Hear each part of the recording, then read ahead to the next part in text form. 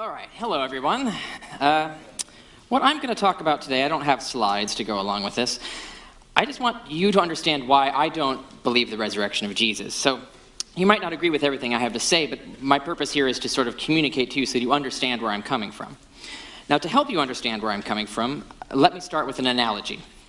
If I tell you I own a car, I usually don't have to present very much evidence to prove it, because you've already observed mountains of evidence that people like me own cars, so that's not an unusual claim.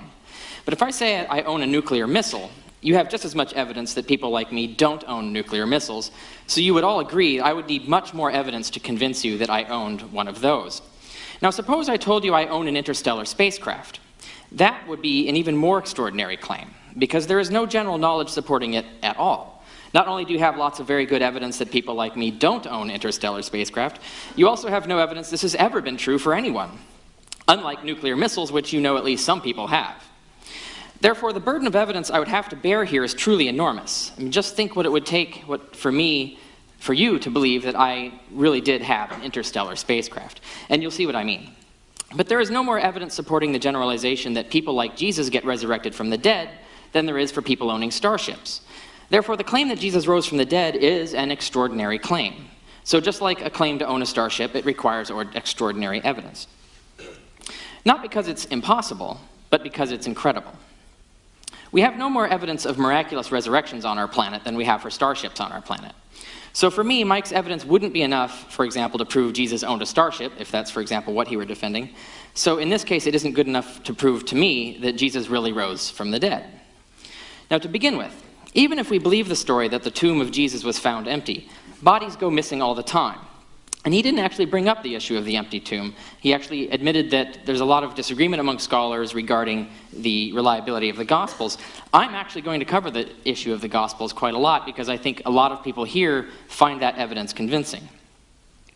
To begin with, though, even if we believe the story that the tomb of Jesus was found empty, bodies go missing all the time. But when bodies go missing, we don't assume they rose from the dead. To the contrary, we know when bodies go missing, it's usually because they were stolen or misplaced.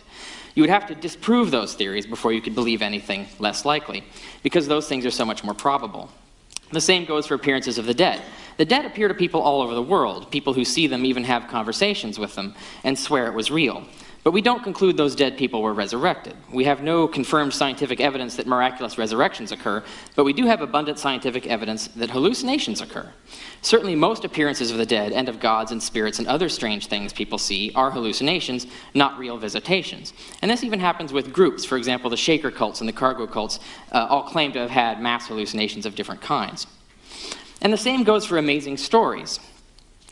Now, in 520 AD, an anonymous monk recorded the life of Saint Genevieve, who had died only 10 years before. In his account of her life, he describes how when she ordered a cursed tree cut down, monsters sprang from it and breathed a fatal stench on many men for 2 hours. While she was sailing, 11 ships capsized, but at her prayers, they were righted again, spontaneously. She created water and oil from nothing before astonished crowds, healed the blind and lame, and several people who stole things from her actually went blind instead. No one wrote anything to contradict or challenge these claims, and they were written very near the time of the event supposedly happened. So there's no doubt that even the most fabulous beliefs, the most fabulous stories and claims can arise within a single generation, within a matter of years, and eclipse any contrary historical fact. That's why historians like me have to be very skeptical. Another example.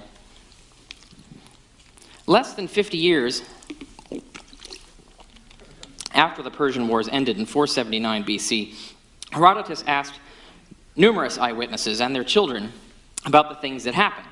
Just like Paul, he was actually writing a history. So he actually calls it that, the same verb, but he actually is writing a history. Paul didn't do that.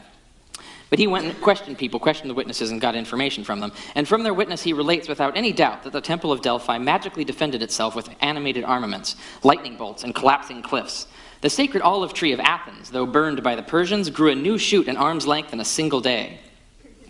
And all the leading men of Athens witnessed it. A crowd of soldiers saw a horse give birth to a rabbit, and a whole camp witnessed a mass resurrection of cooked fish. An empty tomb looks quite trivial by comparison. And also the resurrection claim, similarly. If these kinds of things could be made up in only a generation, less than a generation, and remain unchallenged by anyone, so could the tale of a resurrection or any other similar miracle, especially if you're talking about a mass resurrection of cooked fish seen by a whole town. This is especially the case when we have a good reason to be suspicious. Romulus, the mythical founder of Rome, just like Jesus, was the Son of God incarnate, born of a virgin and killed by the corrupt leaders of the city. And just like Jesus, darkness covered the earth at his death, supposedly, as we're told, and like Jesus, his body went missing also. And like Jesus, he was subsequently resurrected from the dead, appeared to the living on a road to the city to communicate his gospel, and then ascended to heaven to rule from on high. There were many other resurrected gods in ancient cults of the time, including Zalmoxis and Osiris, who each died and rose again, and who each offered salvation to believers. The resurrection cults of Romulus, Osiris, and Zalmoxis all predate Christianity by more than a century, and would have been known in the Roman Middle East where Christianity began. Now, it can't be a coincidence that Jesus is also a son of God, who also died and rose from the dead. The kind of story was clearly popular at the time. Everyone was making up versions of it. So I have to ask myself, why should I believe that Jesus' story is any different from those stories? The similarities are too suspicious for me. Now, there are only two sources of historical evidence for the Jesus story, the Gospels and the Epistles. Now, Mike hasn't actually gone into discussing the Gospels very much, or the Gospel evidence, so I might actually skip some of this. I might come back to it more if I have more to say on the point and more time.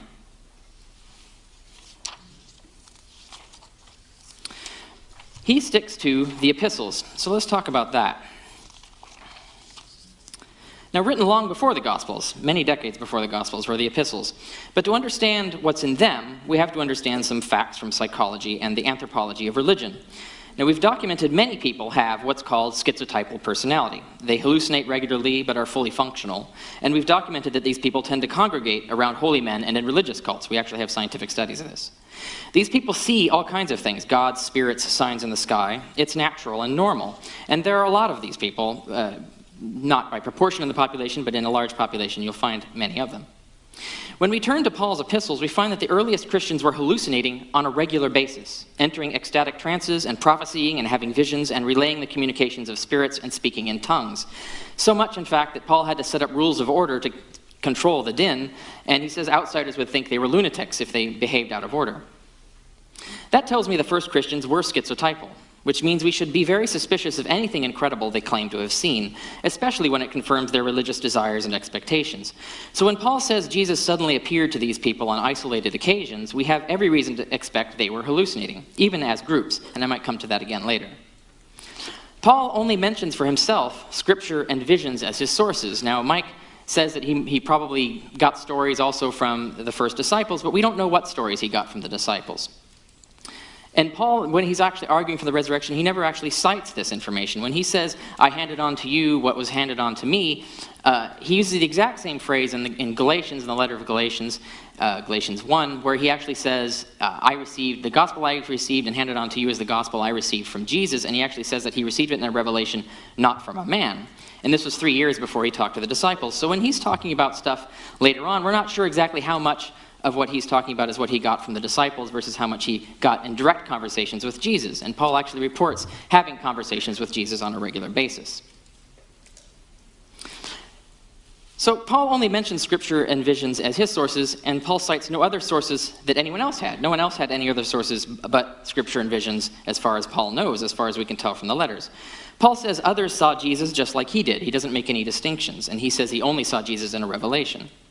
And he says he only saw Jesus in a vision, and most visions like that, the whole world over, are religiously inspired hallucinations, not real appearances of gods or of the dead.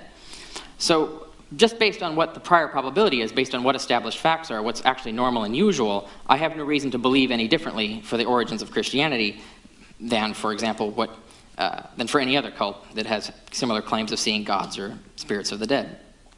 Paul doesn't tell us what exactly he and these first Christians saw. He doesn't actually go into detail. He doesn't say whether it was a bodily apparition, the same way tribal Hawaiians hallucinate meetings and conversations with recently dead relatives.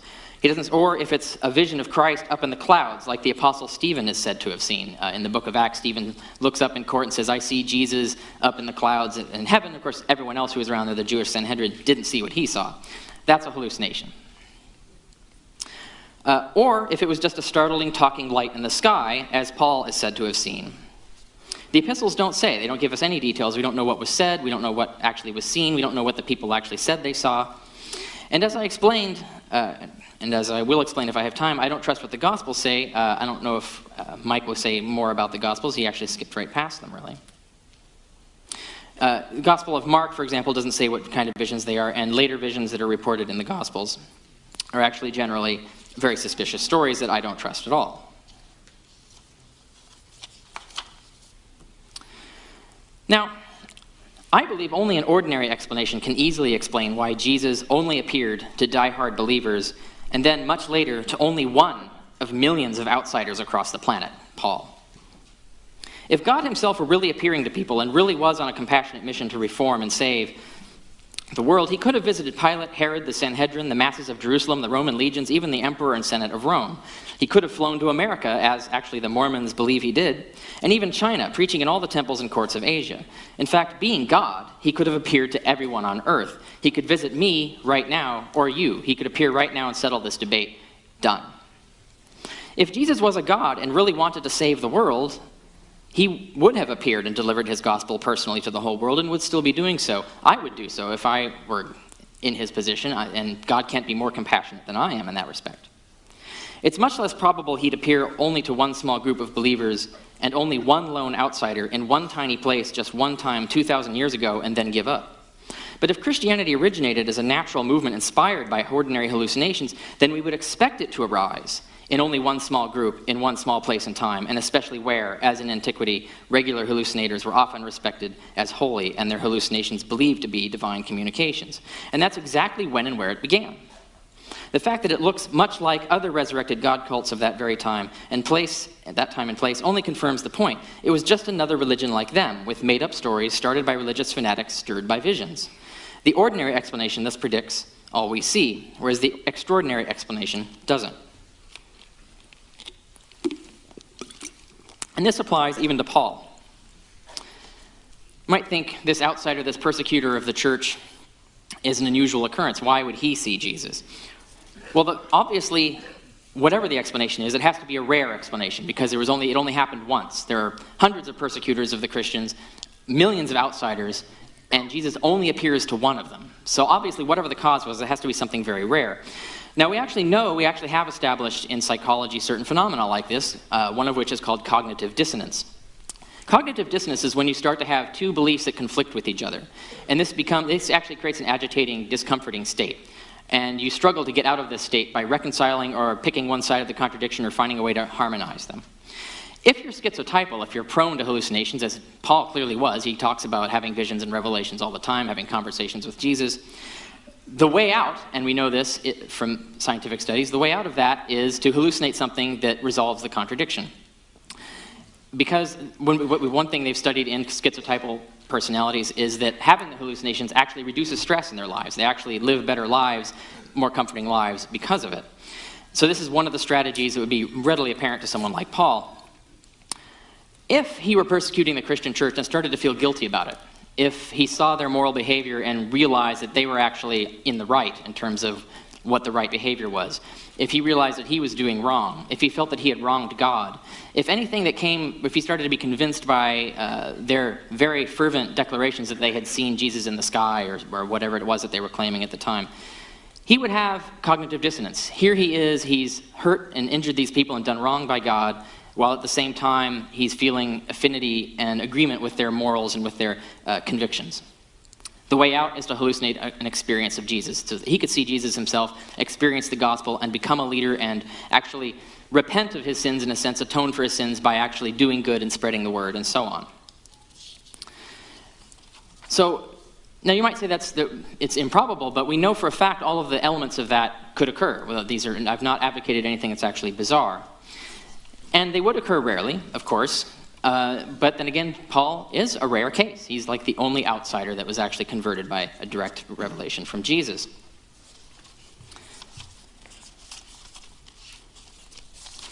So the way I see it, natural explanations actually are more likely inherently, and actually explain the evidence well. I don't have to come up with ad hoc hypotheses. Now, Mike said that his theory satisfies the condition of plausibility. The problem is, as he defined it, plausibility requires that you to not violate any widely accepted facts. Now, the existence of God is not a widely accepted fact, nor is the existence of a particular God a widely accepted fact. For example, there's Allah, there's Hindu gods, there's different gods, and they're not all going to resurrect Jesus. So the question is, why should we assume that? Do we have to assume that God exists before we can conclude that Jesus rose from the dead? Now, suppose you do an independent investigation, you check all the facts, you look into things, and you conclude that you're not very convinced that God exists, independently of all this. If you've reached that position and then you look at the historical evidence won't be sufficiently convincing to persuade you, nor should it persuade you that Jesus rose from the dead. Now, maybe if you're convinced God exists and you're convinced you know that he would raise Jesus from the dead, and perhaps you have a spiritual experience yourself of experiencing Jesus, that would be a different scenario, but that wouldn't be a historical argument. Now, he tasks me with coming up with specific hypotheses. That's not really necessary. All I have to do is show that there are a number of possible explanations that we can't rule out that actually do meet what we call plausibility, that do satisfy widely accepted facts regarding the science of the situation, the cultural anthropology, the religion, the culture of the time. There are many possible explanations I could go into. I'm not going to, but we could talk about different kinds of ones. I don't actually claim to know which actual explanation occurred. We know very little. We have very little reliable information about the origins of Christianity.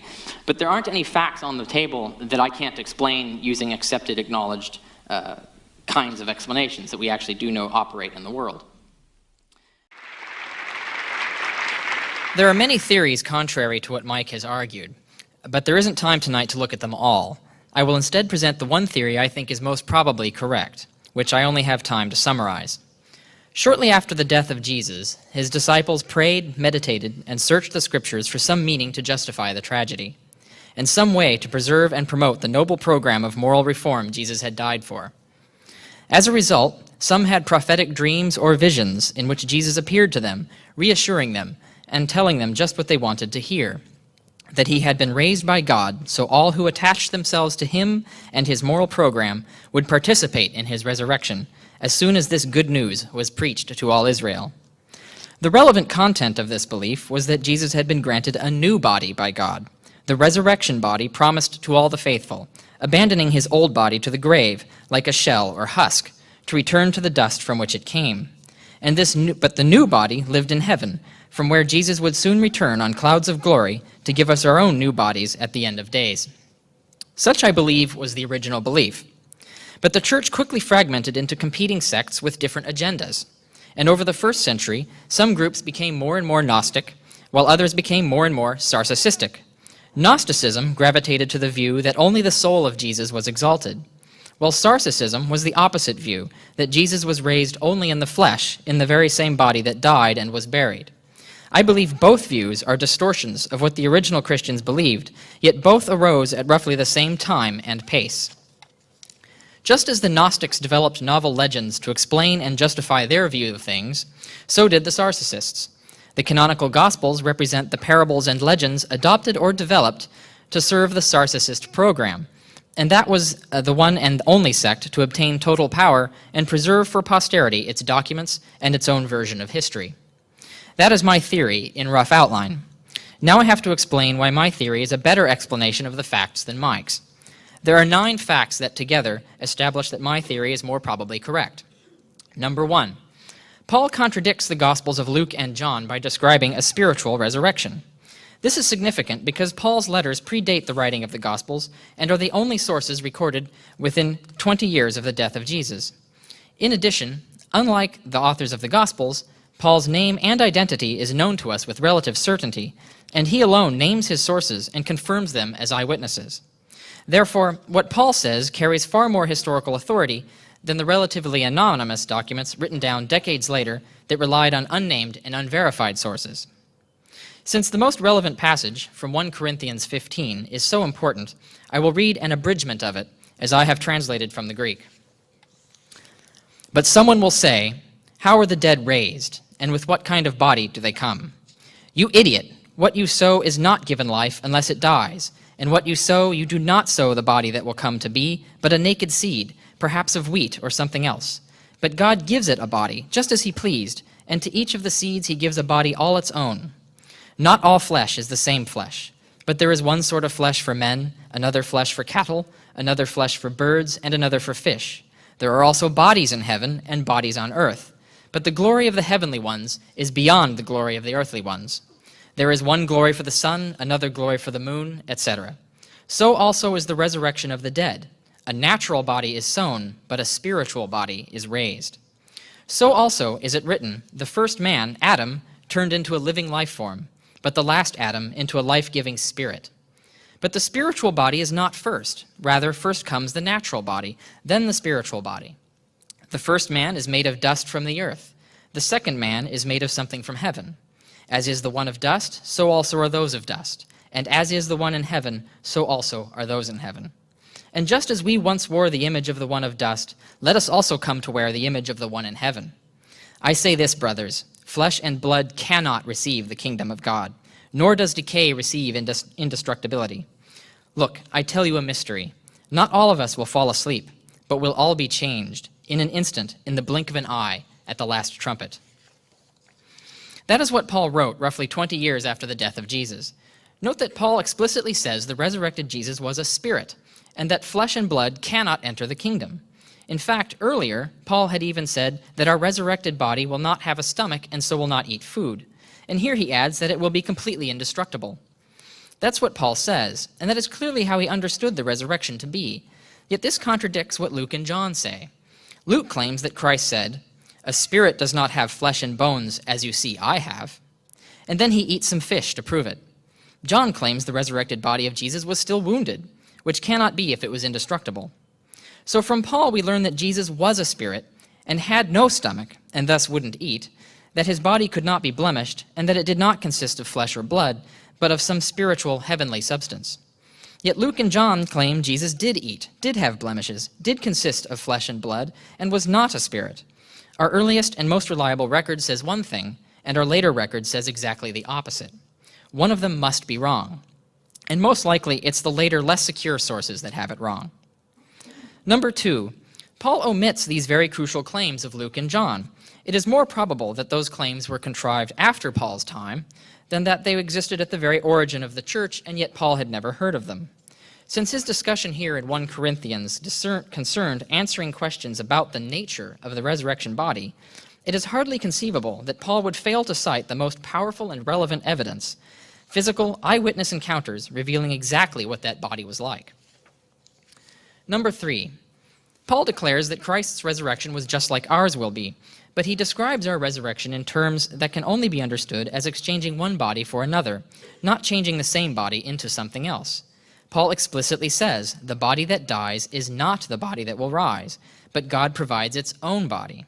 Paul takes great pains to explain that there are many different bodies, especially between bodies in heaven and on earth, and that our new bodies will be spiritual bodies, composed of the same stuff of the glorious stars. Paul goes out of his way to assert that the spiritual body comes after the natural body that dies. In all this, he specifically avoids ever simply saying that the natural body will become a spiritual body. He doesn't say that. His whole discourse emphasizes difference in substance and origin. Dust belongs to the earth, spirit belongs to heaven. It follows that the body of dust must be left behind, that this is the only way to enter the heavenly realm of the indestructible. As Paul says, we will put on our new bodies like new coats, suggesting the old coat will be left behind. In fact, in Paul's phrase, "will all be changed," he uses the Greek word allagesamatha, which does not mean change in the sense of changing one thing into another, but is instead the verb of mercantile exchange, of trading one thing for another. This two-body doctrine was the view held by the Essene Jews, the one sect that had the most in common with the early Christian church. And it was also held by a prominent first-century Jew, Josephus, a Pharisee who specifically explains that our current bodies are inevitably corruptible and must return to the earth from which they came. So God will give us new, better bodies in the resurrection. Philo, another Jew and a contemporary of Paul, also held to a similar view. And Josephus and Philo often use the very same concepts and language as Paul. Thus, there is a good probability that Paul shared their view and understood the resurrection just as they did, as an exchange of an old shell of a body for a new heavenly body. This would explain one peculiar fact about the letters of Paul, why he never once mentions the empty tomb or any details of the empty tomb story. Because the tomb wasn't empty. Rather, the corpse was empty, for the spirit of Jesus had been transported into a new body in heaven, just as Josephus, Philo, and the Essenes all believed would happen, and just as Paul seems to have described. Now, later stories in the Gospels about an empty tomb and appearances are the only evidence Mike has against my theory. But my theory is based on earlier and more reliable evidence, has precedence in early Jewish thought, and already has the greater probability. It is the best and simplest explanation for what Paul both says and doesn't say. But there is more evidence that the empty tomb story is, more probably than not, a legend, which probably began as a literary symbol and not a claim to historical fact, and that the original appearances were more probably than not ordinary religious visions, later embellished to support the Sarcicist dogma. So now to those facts. Number 4. Throughout history, we have found that the frequency of amazing but true stories is low, very low. Such stories are rare, while the frequency of myths, legends, and tall tales is very high. Such stories are common. It follows that the probability that any amazing story will be false is higher than the probability it will be true. That doesn't mean every amazing story is false, only that this is more likely. Nor does this mean that we can never prove an amazing story true, only that we need especially strong evidence to overcome their low probability. In contrast, my theory rests on what is already the most probable, given what we know about history in general. Number 5. There is insufficient evidence to overcome the low probability that the empty tomb story is true. Being an amazing story, it is already likely to be false. To prove it is not, we need some good evidence. But the evidence we have is not at all good. In fact, it is among the worst we can have for any historical claim. There are 5 kinds of evidence we can have in history, and the more and better evidence we have from this list, the more certain we can be that a claim is true. As an example, I will compare the claim that the tomb of Jesus was found empty with the claim that Julius Caesar crossed the Rubicon. First, the physical historical necessity of this event is exceedingly great. The history of Rome could not have proceeded as it did had Caesar not physically moved an army into Italy. He could not have captured Rome or conscripted Italian men against Pompey's forces in Greece. In contrast, the discovery of an empty tomb is not necessary, for as we have seen, the original belief may well have been that Jesus switched bodies and appeared in visions. That would be sufficient to get the religion started. Thus, an empty tomb is not necessary to explain all subsequent history, unlike Caesar's crossing of the Rubicon. Second, in Caesar's case, we have lots of direct physical evidence. We have a number of inscriptions and coins produced soon after the Republican Civil War related to the Rubicon crossing. In contrast, we have no physical evidence of any kind supporting the empty tomb. No papyri survive, and no inscriptions were commissioned by the resurrected Jesus, or by the early church, or by witnesses like Peter or Joseph of Arimathea. Third, for Caesar, we have unbiased corroboration. Even Caesar's enemies, like Cicero, reported the crossing of the Rubicon, as did other hostile or neutral observers, whereas we have no hostile or even neutral records of an empty tomb by any non-Christian until well after the Christians started telling the story, after Paul's death, and long after any facts could be checked. Fourth, we have several critical accounts of the Rubicon crossing by known scholars of the time, Suetonius, Appian, Cassius Dio, Plutarch. And we know a lot about who they were and their scholarship. They often quote and name many different sources, showing a wide reading of witnesses and documents, and they critically examine several disputed claims. They also cite or quote texts written by witnesses and contemporaries, hostile and friendly, of the Rubicon crossing and its repercussions. In contrast, we have not even a single skilled historian mentioning the empty tomb until centuries after the fact, while of those who mention the empty tomb within the 1st century, none show any wide reading, never name any sources, show no sign of a skilled or critical examination of conflicting claims, have no detailed scholarship to their credit that we can test for their skill and accuracy, are essentially unknown, and have an overtly declared bias towards persuasion and conversion. Fifth, there is an eyewitness account, for we have Caesar's own word on the subject. Indeed, the book The Civil War has been a Latin classic for 2,000 years. In contrast, we have nothing written by Jesus, nor any record of the empty tomb by eyewitnesses like Peter. And we do not know for certain the name or identity of any author of any of the accounts of the empty tomb that we do have, much less the name of any of their immediate sources. It should be clear that we have many reasons to believe Caesar crossed the Rubicon, all of which are lacking in the case of the empty tomb. In fact, when we compare all 5 points, we see that in 4 of them, the empty tomb has no evidence at all, and in the one proof that it does have, it has not the best, but the very worst kind of evidence, a handful of late, biased, uncritical, unscholarly, unknown, second-hand witnesses. That's not good evidence. Even seen in the best possible light, the evidence available is simply not sufficient to establish that there really was an empty tomb. Number 6, the Gospels themselves show signs of an increasing rate of legendary development. Rise of newfangled Gospels containing false claims, including myths and clever fabrications. We should certainly expect this only grew worse after Paul's day, when our Gospels were finally written. The first Gospel, Mark, tells a simple story about women going to the tomb and finding it open, meeting a single boy in white, then running off. The whole account is probably a parable and never intended to be read as history. But in the Gospel of Matthew, which simply borrowed from Mark and added to it, the boy has become an angel descending from heaven. The women experience a massive earthquake and watch the angel descend and see it open the tomb. Guards have been added to the story, and the women run off but now get to meet Jesus on the way. Can we doubt that we are looking at extensive legendary embellishment upon what began as a much more mundane story? We can see the same trend in Luke. Mark's one boy in white has been multiplied into 2 men who suddenly appear in dazzling apparel. Now we hear that Peter went to check the tomb and confirmed it was empty, and Jesus appears in the flesh and invites his disciples to touch him and eats fish to prove he's real, then whooshes up into heaven before their very eyes. That again sounds like a pretty fancy embellishment of Mark's far more humble story. In John, Jesus receives an absurdly fabulous burial. Peter again goes to see for himself, but this time yet another disciple goes too.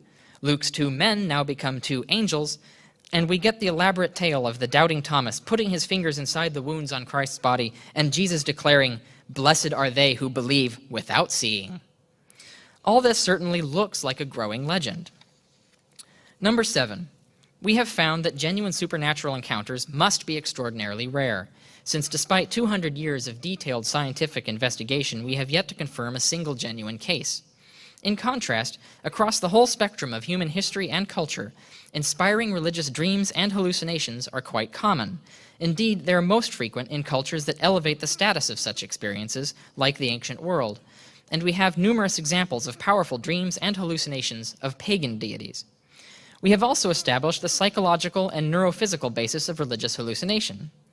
It follows that the probability any appearance of God will really be a dream or hallucination is much higher than the probability of a genuine encounter with God. That doesn't mean every such encounter is false, only that this is more likely. Nor does this mean that we can never prove such an encounter genuine, only that we need especially strong evidence to overcome its low probability. In contrast, my theory rests on what is already the most probable, given what we know about human nature, the human brain, and the history of religions and ancient culture. Number 8, Paul describes the appearances of Jesus in terms more consistent with a vision than a physical body. He places himself on the list of witnesses to the risen Christ, along with Peter, James, and everyone else. And in Paul's letter to the Galatians, he says, "I neither received the gospel from a man, nor was I taught it, except through a revelation of Jesus Christ." A revelation, he specifically says, was not an encounter with flesh and blood. And the book of Acts describes Paul's experience as a vision, just a light and a voice, commonplace features of hallucination.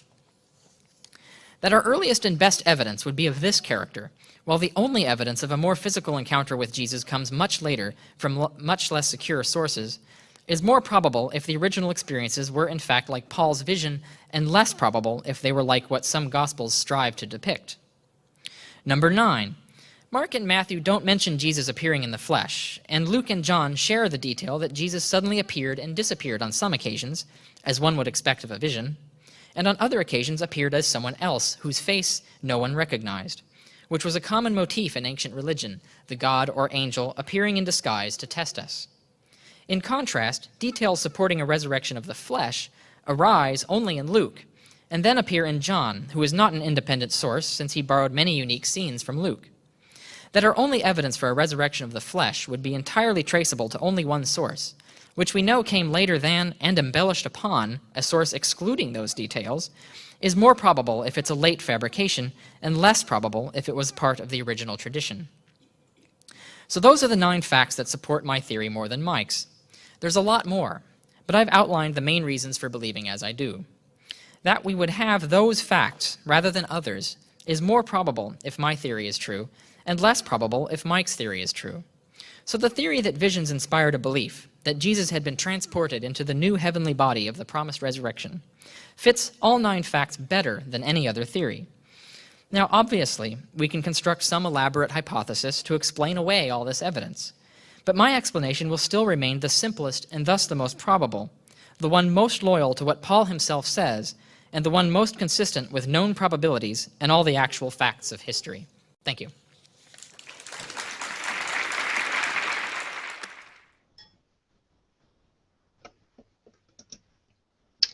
Hi folks, this is Jason. We're looking at the minimal facts approach of the resurrection, and I'm going to be sharing with you the main arguments for the minimal fact approach, and I hope this is going to be a blessing to you. So let's come before the Lord. Lord, we thank you for this day and for your love and your grace. We give you the praise and the glory and the honor, and we thank you for all your blessings and all your care and all your grace. And so God, we praise you today. We worship you. We give you the glory and we give you the honor, and we acknowledge that you are our God, and we give you the praise and the glory today. So Father, we thank you for this day. We thank you for your love, and we pray that you be with us today in Jesus' name. Amen. Okay, we'll look at 1 Corinthians chapter 15.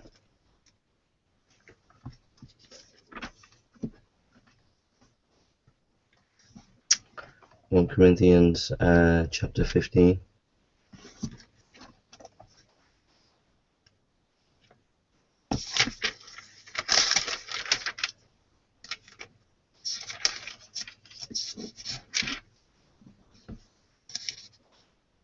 And we read the first 10 verses. Now let me remind you, dear brothers and sisters, of the good news I preached to you before.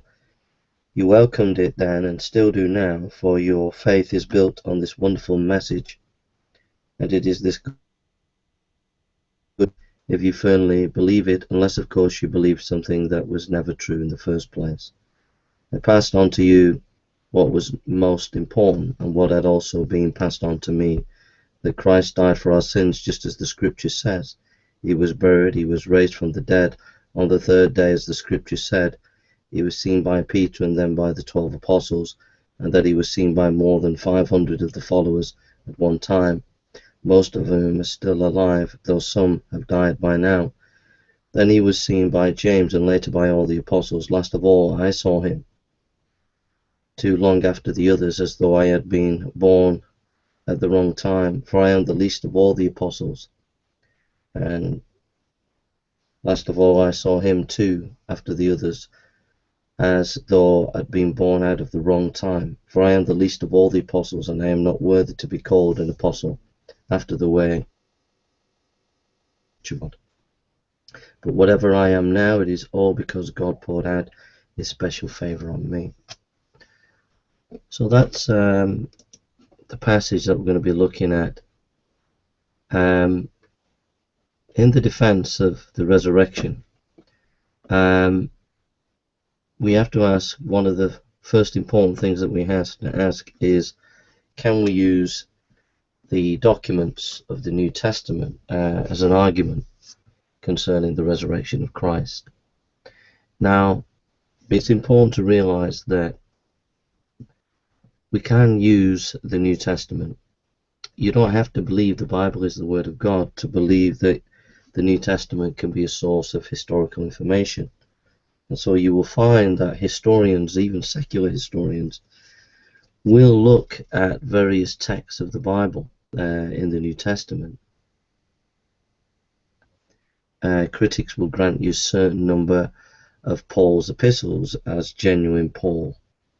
Critics will grant you that there are aspects of the Gospels that they regard as historically accurate. Now, they might not agree with all the Gospels, they might not agree with the entirety of the Gospels, but the point is this, is that historians do use the New Testament as part of their historical inquiry. Now, what we need to do in the defense of the Christian faith concerning the resurrection is have a hypothesis, have an idea as to what we are stating. And that hypothesis needs to explain the data that we're investigating. As we have and we see whether there is data that confirms or disproves it. From a historical point of view, what we're trying to do is, when we've had the hypothesis, when we check it, we see if, after we've checked it, whether, again, the facts substantiate what idea we have. So, first of all, we look at the evidence that is in the topic. We look at the evidence about the resurrection.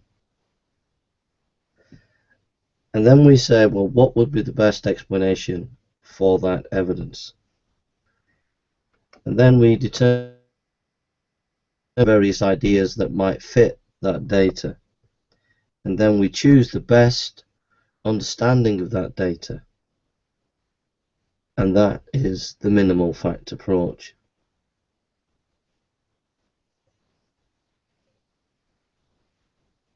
See Behan McCullough, McCullough, in his book Justifying Historical Descriptions, gives us a number of criteria to work on in our historical investigation. Number one, the hypothesis together with other true statements must imply further statements describing present observable data. The hypothesis must have greater explanatory scope, that is, imply a greater variety of observable data than rival hypotheses. 3. The hypothesis must have greater explanatory power, that is, make the observable data more probable than rival hypotheses. 4. The hypothesis must be more plausible, that is, be implied by a greater variety of accepted truths, and its negative implied by fewer accepted truths than rival hypotheses. 5.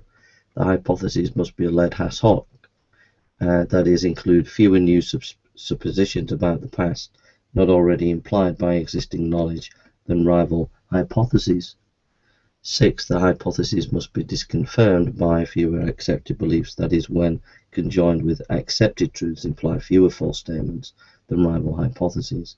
And 7. The hypothesis must so exceed its rivals in fulfilling conditions 2 to 6 that there is little chance of a rival hypothesis after further investigation exceeding it in meeting these conditions.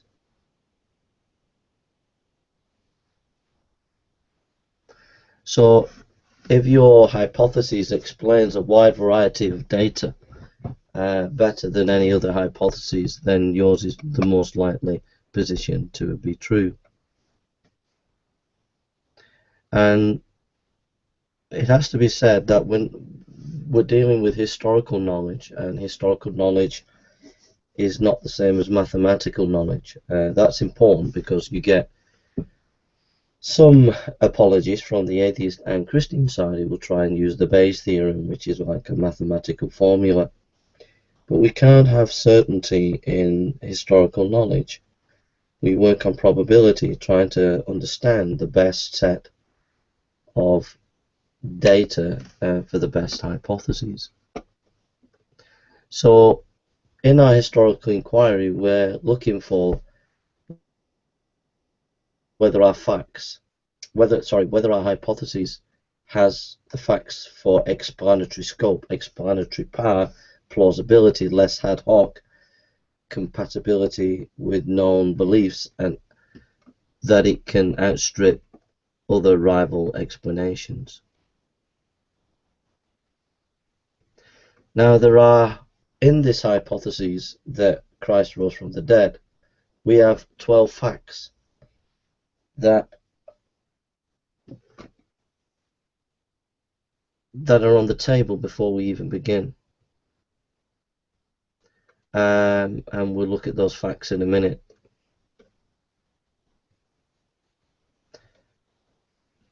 Now, we can know whether Christianity is true or not because it can be falsified.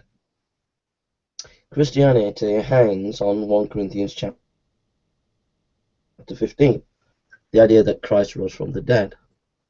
All we have to do to prove that Christianity is not true is to provide the evidence to show that Jesus didn't rise from the dead. So Christianity is falsifiable. If the Christian faith if evidence can be given against it to prove that Jesus hasn't risen, then that evidence can be provided. But if it's true, if Christ did rise from the dead, then evidence should be able to be provided to counteract those who would argue against it. But either way, it can either be proved or disproved. There is a criteria of falsifiability in the whole application. Now, in a debate with Anthony Flew, Gary Habermas stated as to what most scholars would agree, and Anthony Flew, an atheist at the time, agreed with these 12 facts. Fact number 1, Jesus died due to the rigors of crucifixion. Fact 2, Jesus was buried. Now I'll just unpack. He died to the rigors of crucifixion. Well, Tacitus and Josephus verify that he was crucified under Pontius Pilate. Jesus was buried. The Gospels link to that. His disciples, number 3, doubted and despaired because Jesus' death challenged their hopes. And the Gospels and the Book of Acts point to that. Number 4, the tomb in which Jesus had been buried was discovered to be empty just a few days later. 5, the disciples had real experiences that they believed were actual appearances of the risen Jesus. 6, the disciples were willing to die for the truth of these events. 7, this gospel message was the very center for preaching the early church. 8, the gospel was proclaimed in Jerusalem, a city where Jesus had died. 9, the Christian church was firmly set forth by the disciples. 10, the day of worship was Sunday. 11, James the skeptic became a follower of Jesus. And 12, Paul the persecutor became a follower of Jesus. Now there are a number of arguments against the resurrection, and the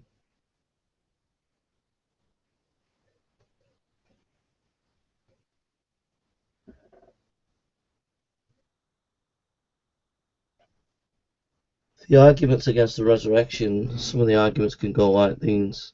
The tomb was not known by the apostles, but that doesn't take into account the facts of 4 and 12. Maybe the woman came to the wrong tomb doesn't take into consideration facts 5 and 12. Some may say it was a legend, but this doesn't take into consideration all the facts from 1 to 12. And just an aside there, I've checked the history of Mithraism from 500 BC to 600 AD, and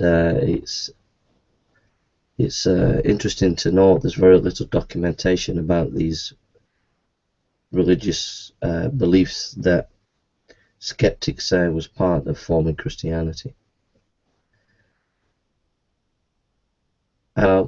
Jesus could have had a twin, but that would would not match with facts 4 and 11. What about people hallucinating? How does that account for facts 5, 11, and 12? You have a variety of experiences. You have individual appearances of Jesus to people and mass appearances, a variety of phenomena that's not normally associated with hallucination.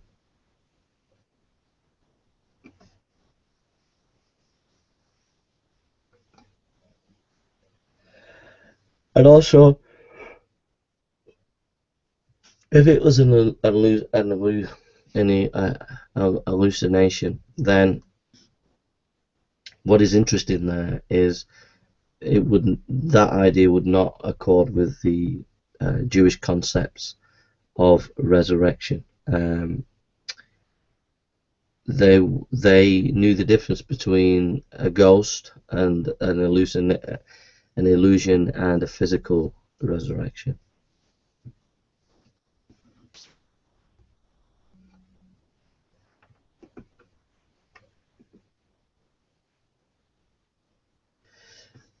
The idea that Jesus was a spiritual resurrection, it wasn't literally physical, doesn't match facts 4, 5, 11, 12, and is based on bad Greek semantics.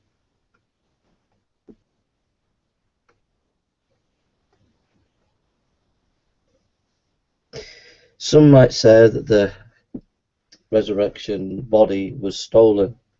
This doesn't explain fact.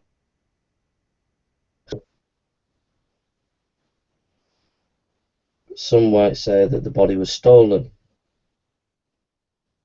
hid by the authorities, but this doesn't explain facts 5 and 12.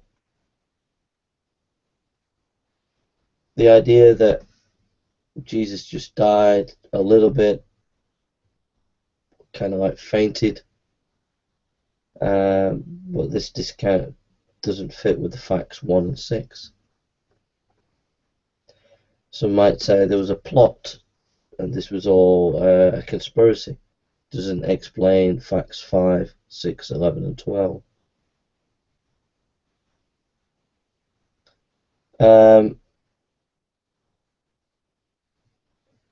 One idea where all the facts fit is Jesus was an alien. You could have that as a repertoire.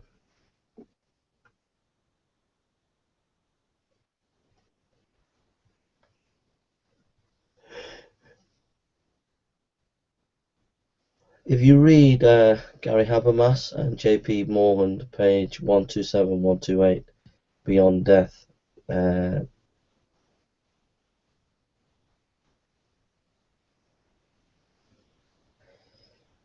basically the resurrection is based on the disciples, their experience.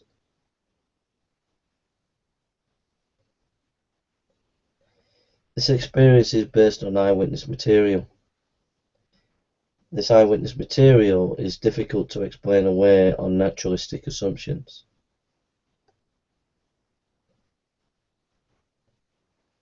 These various experiences of eyewitness material were reported early, making a very strong claim that there was historical continuity, that in the story that it wasn't just like made up and developed and rehashed by various editors and various groups, but there was already early at the beginning of Christianity a consistent story of the resurrection of Christ. Also, these people's lives changed. There was a notable difference in their behavior. James, who the Lord's brother, was converted and became a martyr thrown from the top of the temple. You know, he was a man who gave his life for the gospel. The facts that we have support the empty tomb. you can't deny that the resurrection was at the heart of the early church teaching. It was the main teaching, central teaching. If it was central and it was the main claim, they would have thoroughly made sure what they were saying was correct. And what is most devastating and all against all the critics is that this clear teaching that they had about Christianity, they preached it about his resurrection in Jerusalem. That would be the last place you would preach it.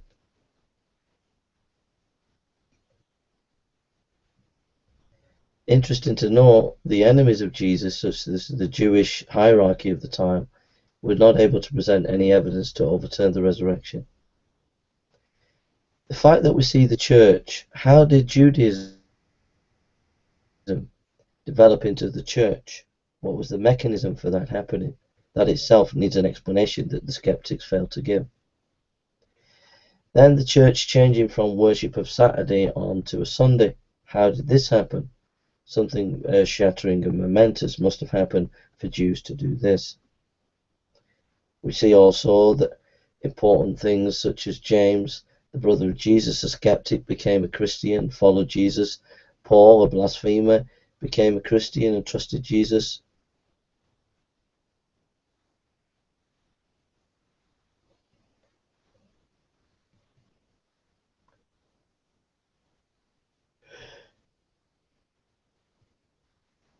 As we look at these various evidences, we see that skeptical ideas do not explain the data.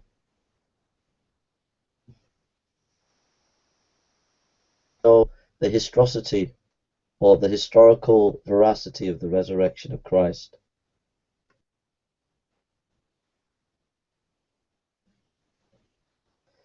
And it's interesting to note that many scholars recognize the power of the minimal fact approach.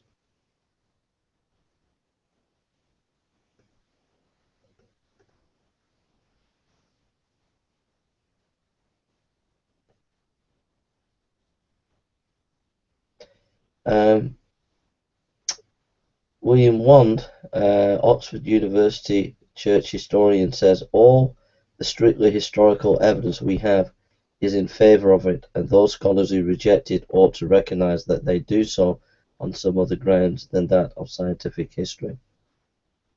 Now, one of the more powerful objections to the resurrection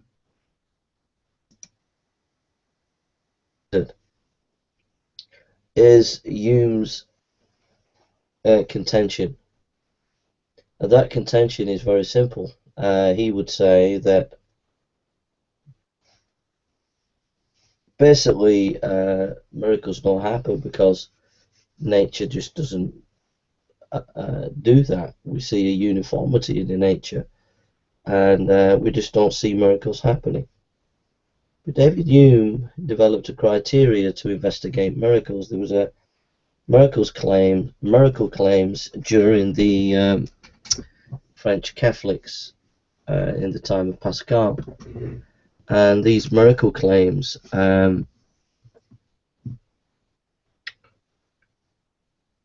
Hume decided to go and look back in history and investigate them. He had a set of about 5 or 6 criteria, and when he used the criteria on these miracles, he said that he had to admit that they'd taken place. And then he realized that, well, he had a more scientific explanation of miracles. So even though the historical evidence shows that miracles took place at the time of Pascal, and David Hume, recognizing the power of this argument, then goes and denies it on the grounds not of evidence but on the nature of science and contingency.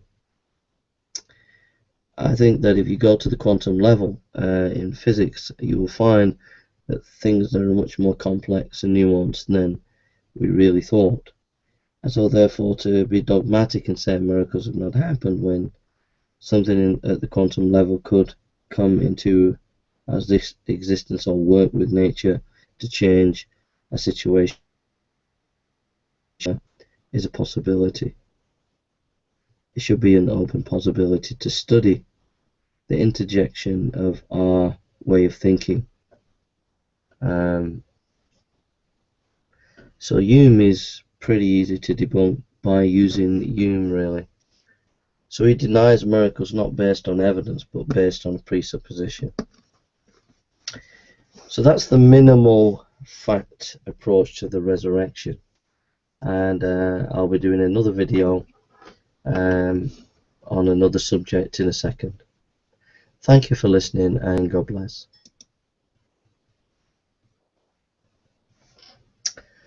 Hi folks, this is Jason, and hope you're okay today. We're going to just be giving some reflections on the resurrection of Christ, and trying to talk about whether there is any evidence for the resurrection. So first of all, from the Rational Response Squad, we read these words: there's actually no historical evidence that isn't hotly disputed item within the field of history to prove that he ever was even a man, much less the Son of God. So what are my thoughts about that? Well, I think that that statement really shows really a lack of understanding of history about Christ. There are facts about Christ, which we're going to be looking at later, that show that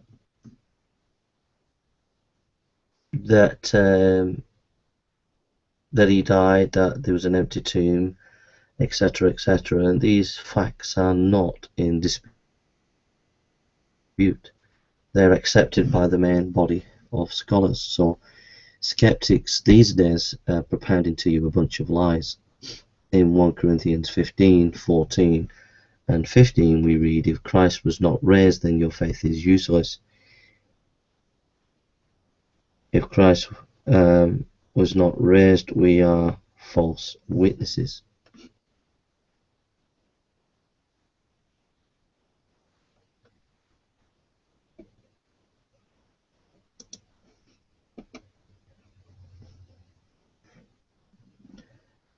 As we look at the resurrection of Christ, we need to ask certain questions. Can we find a variety of sources? Is there testimony from enemies?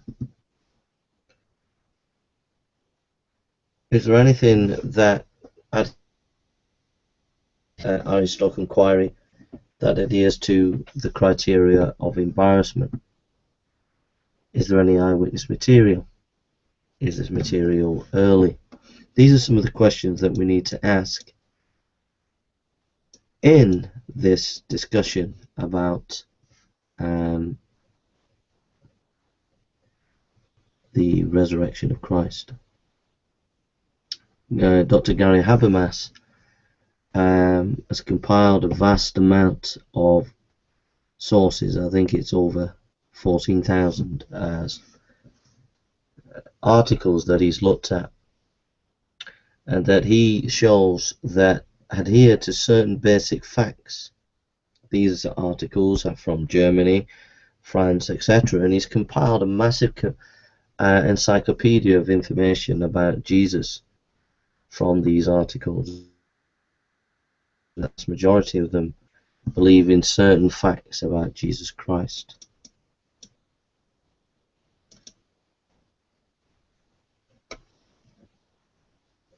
So if we put these facts together, we get some amazing, interesting conclusions. If we looked at fact number 1, recorded in all the Gospels and in sources that are not Christian, the fact that Christ died on the cross, that he died. You have Josephus, You have Tacitus, Lucian of Samosata. You have Mara Bara Serapion, and you have the Jewish Talmud. If that's not enough, I don't know what is. In the Jewish Talmud, it says Jesus was hanged. Hanging is a synonym of crucifixion. Tacitus and Josephus are accepted faithful, honest historians. The scholarship for Josephus, which I've noted many times to you, most will accept most of what Josephus says as accurate concerning Jesus. Maybe a few words have been interpolated, but most will accept that there is wide historical support that Christ died, crucified. Wasn't it not Onfray, the French philosopher, who said no one was crucified in first century Jerusalem, and we found a first century skeleton with a crucifixion nailed through the foot, thereby showing the atheist philosopher Onfray hadn't got a clue what he was talking about.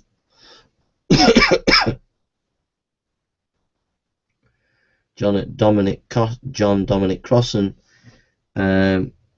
Jesus, a Revolutionary Biography, page 145, said about Jesus and him dying on a cross that he was crucified is as sure as any historical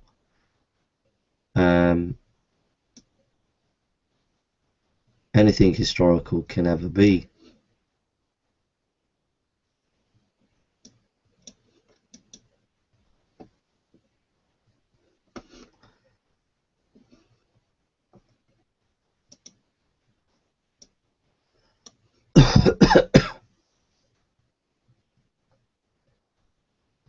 Next,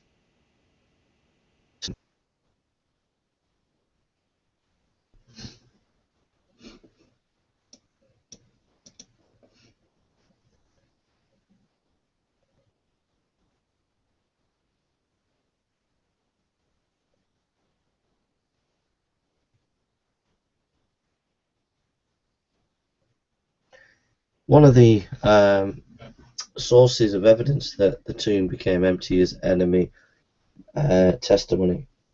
There is an unwitting testimony by the Sanhedrin that the tomb was empty. They said it had been stolen, but that's a tacit acknowledgement of enemy attestation. You can find in Justin Martyr's dialogue with Trypho 108, Tertullian Speeches 30, Jewish Toledoth, he was not in his group. 11:15, you are not to say his disciples came during the night, and you are to say his disciples came during the night and stole him away while we were asleep. So basically there is enemy attestation there. We can see that there were those who actually acknowledged that the body, the tomb, was empty.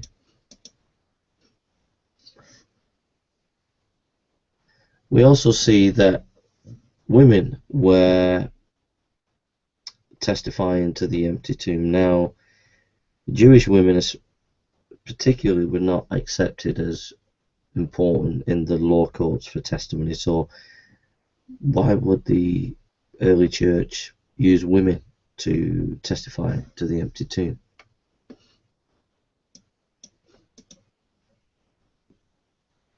So we've understood that the empty tomb, and then fact number 3, that there were appearances of Jesus.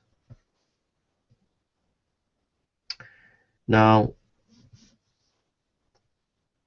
you find in the Gospels that they really believed, the disciples really believed that Jesus rose from the dead. One minute these disciples were timid at the crucifixion of Jesus. They were timid, and then afterwards they are bold. And we have to explain this historical fact.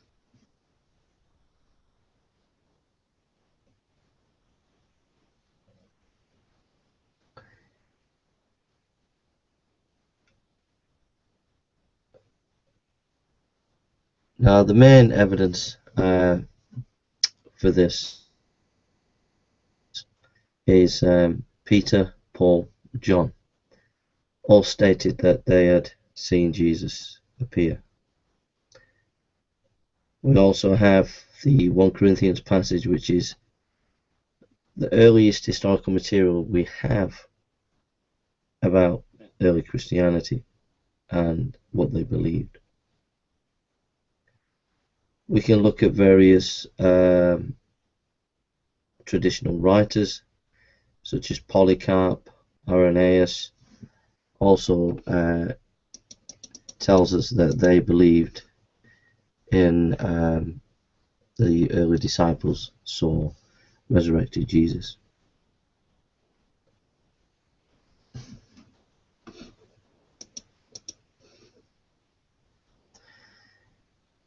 Now,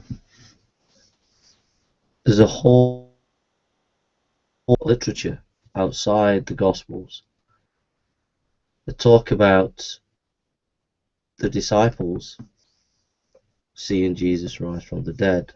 We have the Didache, Clement of Rome, Shepherd of Hermas, Ignatius, Polycarp, Diognetus, Papias, Quadratus of Athens, Aristides, Justin Martyr, Claudius Apollinaris, Menicius, Felix, Melitor of Sardines, Hegesippus, Dionysius of Corinth, Irenaeus of Lyons, Rodan, Theophilus of Caesarea, Theophilus of Antioch, Maximus of Jerusalem, Polycrates of Ephesus, Clement of Alexander, Tertullian, Serapion of Antioch, Apollonius, Caius, Philetus of Rome, and Origen.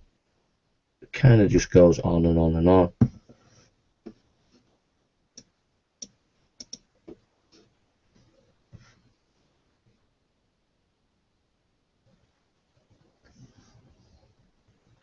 Now, when the disciples saw these appearances, which we've been able to confirm by the Gospels and other literature and Paul's epistle, 1 Corinthians 15, it had an effect. These disciples became bold. They became contending for the faith in the very area where they could have been disproved wrong. They were preaching in Jerusalem. So why didn't anybody challenge them?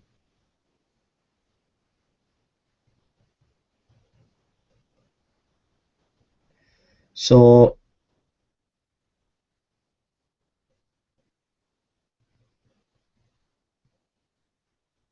Jim Jones and David Koresh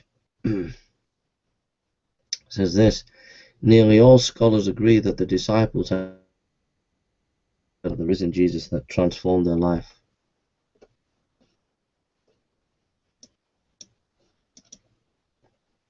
So we have three grand facts on the table, which there's tons of evidence for. Jesus died, the tomb became empty.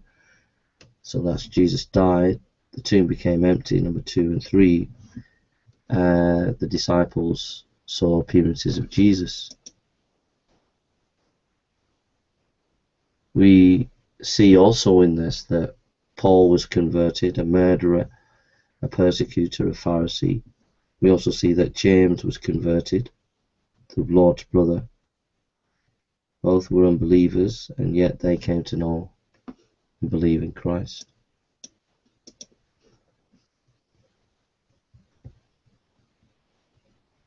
So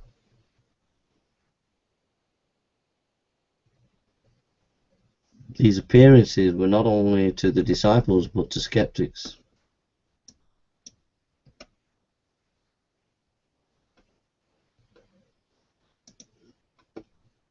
So again, we ask the question, which view, which opinion takes into consideration all the facts? As we look at those various hypotheses, we see that they all fell to the ground.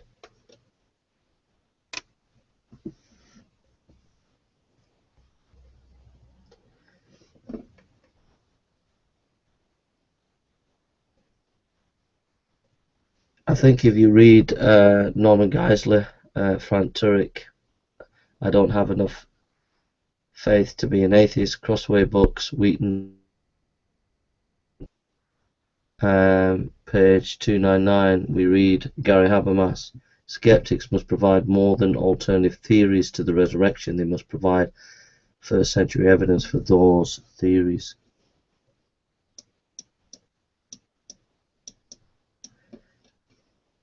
And again, a number of theories that have come forward to try and compete is, number one, you have the idea that the Bayes theorem, that you use the Bayes theorem like Richard Carrier, and if we use that method we can get to a better understanding of the resurrection. But the Bayes theorem nobody uses in historical inquiry these days, or if they do, they're very rare. You have people like Richard Carrier also saying that Jesus was a myth.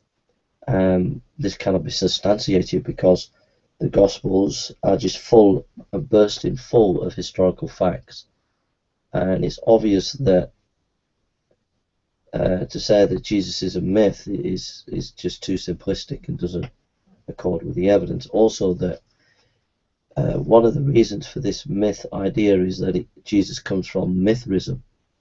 But if you look at Mithraism from 500 AD BC to 600 AD, there's hardly any literature that tells you what Mithraism is. So when people are saying that Christianity came out of Mithraism, it's very weak scholarship at best. It's not even on the table really to be taken seriously, and in fact no academic scholars in the historical Jesus studies takes those kind of ideas seriously.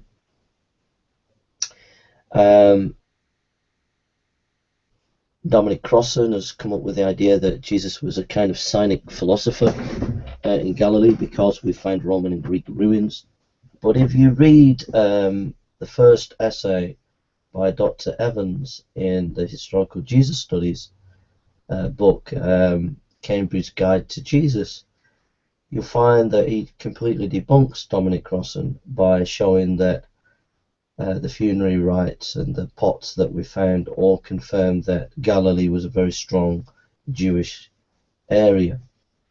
So, and there is no literature that we found of any significance that would prove that there was Cynic philosophical influence in that area.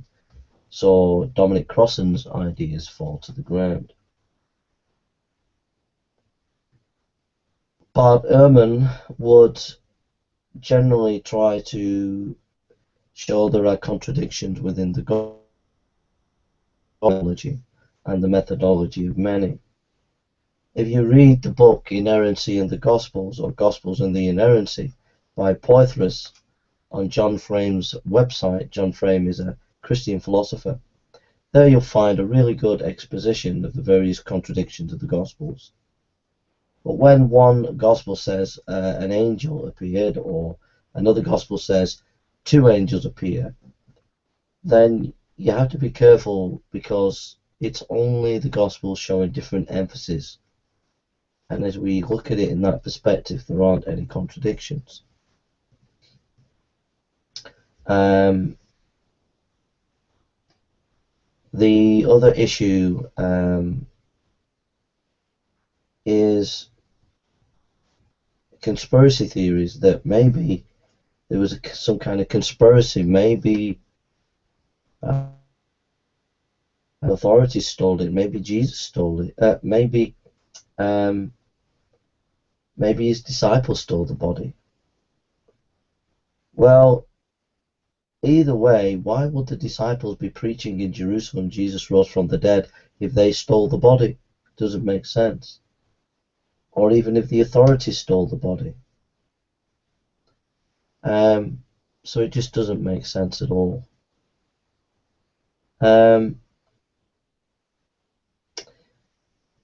Some people have said over the years that Jesus could have just fainted, that he kind of like nearly died, and it looked as if he was dead.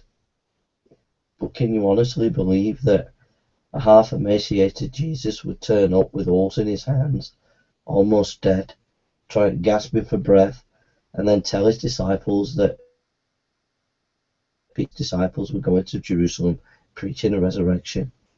Do you really think that's a plausible hypothesis? In the ancient world, if you were crucified, you generally died. It's very rare that you didn't die. So, looking at it from a medical point of view, there is clear evidence that he died in terms of the blood coming out of the stomach with the water.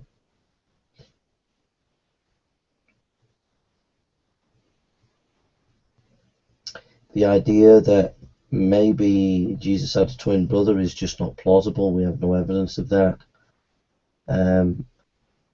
That Jesus, that it all happened through an alien, is some of the crazy stuff people have said. It actually is that really a plausible explanation? Fact of the matter is, there isn't any hypothesis that is better than the explanation that the Christian faith has, that Christ rose from the dead. It rules out every other possibility. Again, the only strong argument that you could use is the argument that miracles don't happen, that David Hume used, but that is debunked from because of the quantum level. We don't know what goes on at the quantum level. So to be dogmatic like that is just not being intellectually honest. So you're left with strong evidence that points to Jesus rising from the dead. And I would recommend going to Gary Habermas's website on the resurrection. I would recommend that you go to Mike Lacona's website on the resurrection. And I would recommend that you read Lee Strubble's The Case for Christ, and also, if you want to read more scholarly information, The Resurrection of Jesus by Mike Lacona. So I hope this has been a blessing to you and an encouragement to you and a help to you today. And so God bless you, and see you soon. Hi folks, this is Jay. Hope you're okay today. It's good to see you. We're looking at Gary Habermas's PhD and Minimal, a Fact Approach to the Resurrection. The PhD is a defense of the resurrection. We've just been looking at Hume scholarship with a few thoughts from C.S. Lewis as well. We're going to listen to Gary Habermas talk about the Minimal, a Fact Approach, and then we'll move into some thoughts on his PhD, and then move into reflections on what we've read and heard. Eyewitness data.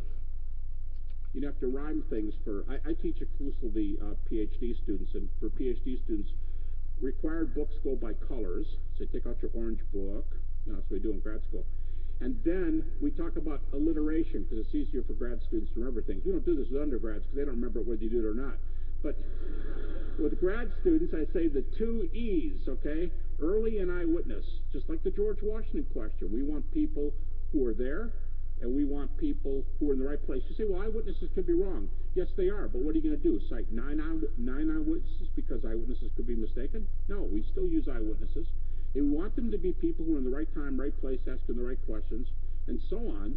And it's real helpful if they're enemies. It's real helpful if they change their view. It's real helpful if there's checks and balances, and so on. That's how we do history. All right. On my little timeline here, that's going to be creation down there. This is the cross. Scholars usually say 30 AD, but you'd be surprised how seldom they answer that question. Probably the second most popular date's 33. I'm just going to say ground zero, give or take. It's about 30 AD. Down there is 2011. Now, before I do minimal facts, let me give you a typical way that somebody, I'm going to have to be real sketchy, but when somebody says the New Testament's at least a historically trustworthy book, let me talk about how they're going to do that. If you say, well, how do I know the resurrection happened? On this timeline, I'm going to say, well, one very common on the reliability argument response is going to say, well, the book of Mark is written, and I'm going to use skeptical dates, okay, so you can see it's not that huge an issue. The book of Mark is written about 70 AD. We're only plus 40. You have to study ancient history to know how good plus 40 is. It's just, it's great time period. Okay, using critics' dates, Matthew, about 10 years later at plus 80. Luke, about 5 years later at about plus 85. Acts, plus 85, plus 90, something like that. Everybody, conservatives and liberals, puts John at about 95 AD. So my point is that at the worst it gets is we're about plus 65 to John. Now, critics often deal with sort of a double standard when they deal with the New Testament. And they're going to say, yeah, 95 AD, Matthew, 50, Luke, 55. Isn't that getting a little bit late? Well, when they ask questions like that,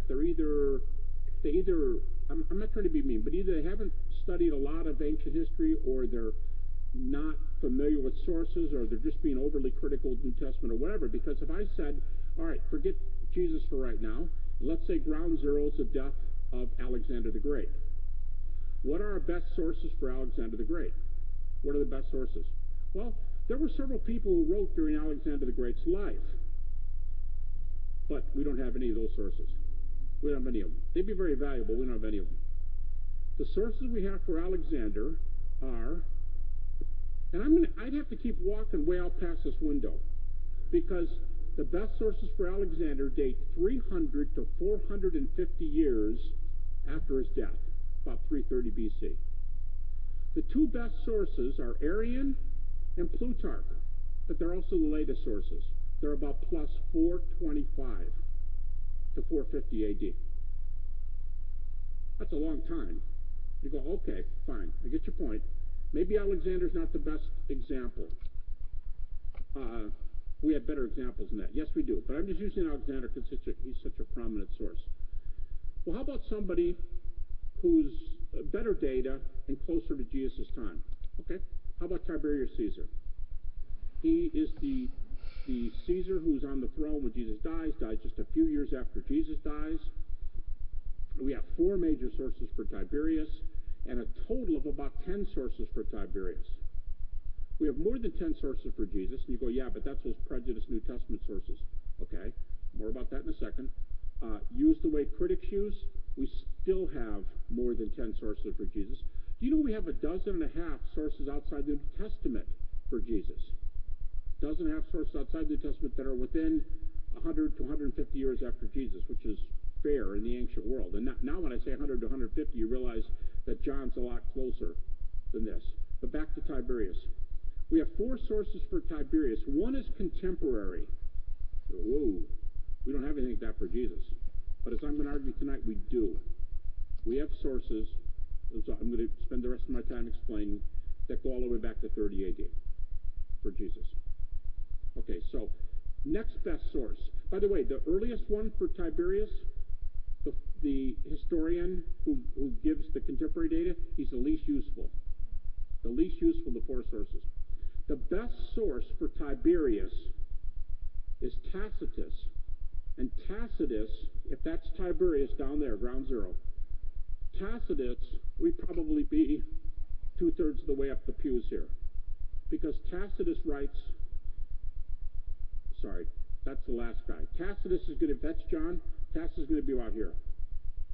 Tacitus writes about 120 AD. He's plus 80 after Tiberius.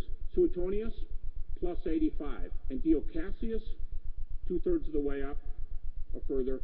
Dio Cassius is plus 180 from Tiberius. So, well, okay, I see where you're going, but I have the ultimate objection for you. Gospels record miracles of Jesus. That disqualifies them. Really? Well, Greco-Roman, we'd say in English, bios. It's not pronounced that way in Greek, but Greco-Roman bios. It's a genre of biography, Greco-Roman biography, the most reputable writing in the ancient world. We have, say, the father of history, so-called Herodotus, all the way through such names as Thucydides, and all the way up to Livy and Julius Caesar himself, and I already gave you some names, Pliny, but we also have Tacitus, Suetonius, Dio Cassius, and so on. These guys write bios, and almost every Greco-Roman source includes miracles, prophecies, portents. Livy, probably second only to Tacitus for his reputation as a Roman historian, Livy records the founding of Rome by Romulus and Remus, the boys who were raised by a wolf, hundreds of years before his earliest source. It was obviously false. But we do doctoral dissertations on this material, and it's fair to use this material and start. You go, well, I don't trust any of it if there's miracles. Or if there's miracles in Greco-Roman sources, isn't that a rival to Christian miracles? Then you've got to ask the question of which miracles are evidenced. And I'll just say this to be provocative, and then I'm going to have to move on to my minimal facts deal. Almost every skeptical scholar, not the fly-by-night guys that don't work in the field, that just take shots at Christianity, but skeptical scholars, I don't care how liberal they are, how far to the left, virtually everybody today believes that Jesus was a miracle worker. Now, they're going to differ on how supernatural these things were and everything else. That's another question. But it's almost unanimous today. Among even Jesus seminar people, they'll call Jesus a miracle worker and an exorcist. In fact, two of the best books that are out on this subject are each almost 500 pages. Sorry, I've nearly fallen asleep there. So, that's Gary Habermas explaining more of his minimal fact approach. Basically, what he's going to say is you're looking at the dates of the spectrum of the text from the Gospels from 60 to 70, 80, maybe 90 AD, depending whether you're conservative or in the middle. But what he's going to say is that Paul's epistles, specifically 1 Corinthians 15, goes right back to 33 or 32 AD and gives you historical information about Jesus, and you can use that then to give a case for Jesus' resurrection. What we've just looked at in Gary Habermas's PhD is that uniformity of nature does not preclude the possibility of miracles. If it did, you would need to know all the miracle claims that have been made and have debunked them, and that's not been done. When you have a criteria for investigating miracles, as Hume did, it actually proved to him that miracles do take place, but he still didn't believe. Page 102. The human testimony favour of these occurrences is impressive, especially in view of the fact that it concerns claims of supernatural events.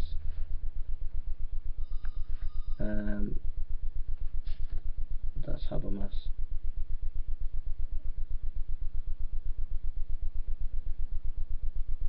Swinburne writes, Habermas is quoting Swinburne.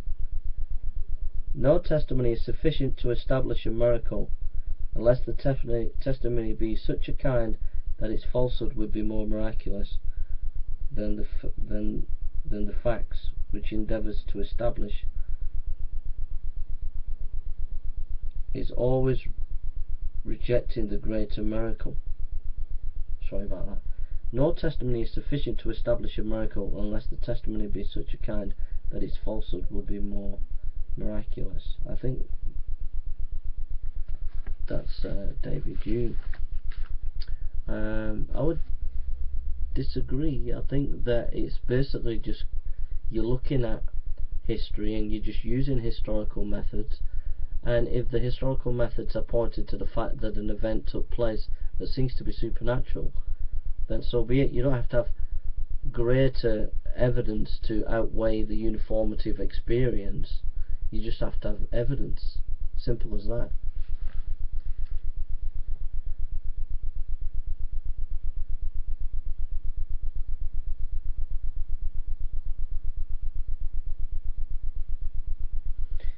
Habermas says, the fact is that we only know a small part of nature and cannot be sure that what we do know will continue to be the same in the future. In other words, this so-called uniformity of nature, that the way things are we don't see any dead people rise, is only our small understanding of the natural world.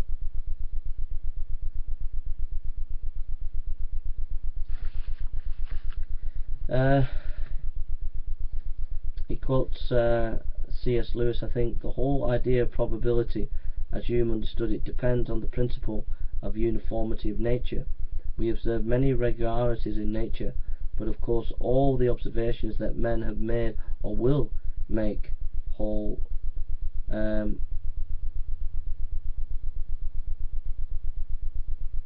cover only a minute fraction of the events that actually go on. Our observation would therefore be useless.